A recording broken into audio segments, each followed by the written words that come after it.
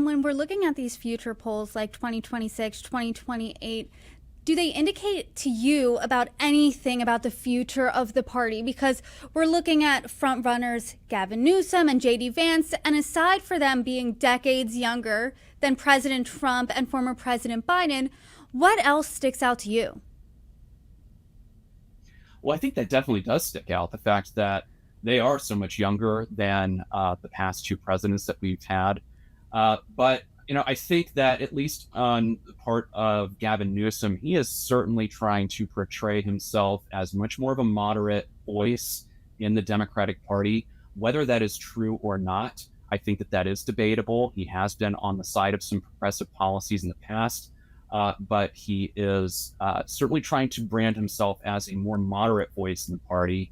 J.D. Vance, I think the story is a little bit more complex there. He is definitely MAGA. He is definitely, of that stripe.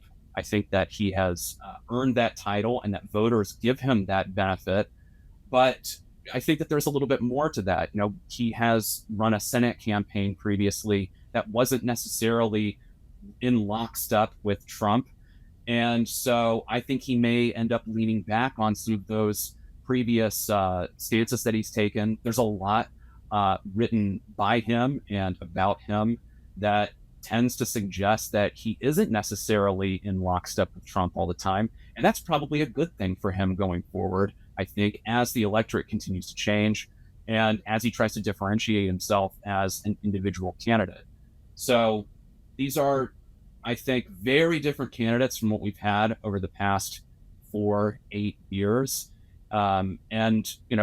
We do see there's 12% undecided when we put them head to head, but obviously that's going to shrink. And I think once we get into 2028, that'll shrink a lot further, and they're both going to be very competitive.